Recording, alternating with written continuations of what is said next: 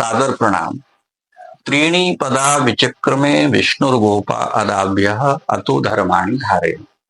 गया जी में पितृश्राद्ध का बहुत महत्व है, क्योंकि वहां स्वयं भगवान विष्णु के चरण हैं। और फल्गु नदी में तो भगवान राम ने भी अपने पितरों के लिए श्राद्ध विधि की थी। हमारे समस्त हिंदू समाज के, सनातन समाज की जो वंशावली है वो श्री गया जी में अंकित है। कोई ना कोई हमारा पितर, हमारे पूर्वज वहां जाकर के अपना नाम, अपना ग्राम, अपना गोत्र इत्यादि अंकित कराते रहे हैं।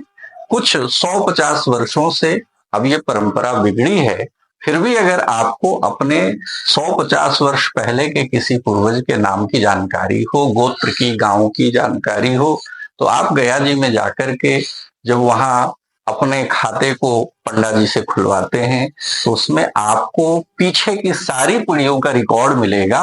और ये हजारों हजारों सालों का रिकॉर्ड सुरक्षित किया है हमारे ब्राह्मणों ने। सीता माता ने भी वहां दशरथ जी को, क्योंकि श्राद्ध का समय बीता जा रहा था, राम जी, लक्ष्मण जी श्राद्ध के सामग्री की व्यवस्था में थे, तो माँ ने फल्गु नदी के बालू से ही पिंड बना करके, तुलसी पत्र रख करके और दशरथ जी के लिए पिंडदान किया था।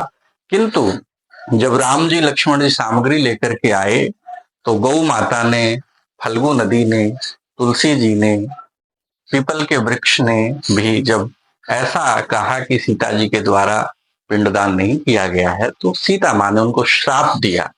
और इसी कारण से आज गाय गली गली में, सड़कों पे गंदगी खाते हुए दिखाई देती है। तुलसी जी भी जहां कहीं उपज जाती हैं, पीपल का भी लोग समादर नहीं करते हैं। और फल्गु नदी रेत के नीचे दबी हुई है, नीचे प्रवाहित हो रही है।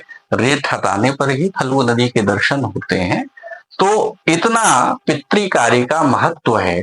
तो इन नदियों को, वृक्षों को, कौओं को, चींटियों को, गाय को, ब्राह्मणों को आप जब उनका अंश देते हैं, जिसको बलि कहा जाता है, बलि का मतलब है भाग, उनका भाग देते हैं, अंश देते हैं, जिससे पितर तृप्त होते हैं। और निश्चय ही आपके पितरों को भगवान विष्णु का परम पद प्राप्त होता है, जिसको निर्वाण कहते हैं। यत्र गत्वा न निवर्तन्ते तद्धाम परमम मम। और वहां से फिर जीव संसार में नहीं आता है, वो भगवान का सायुज्य प्राप्त करके मुक्त हो जाता है।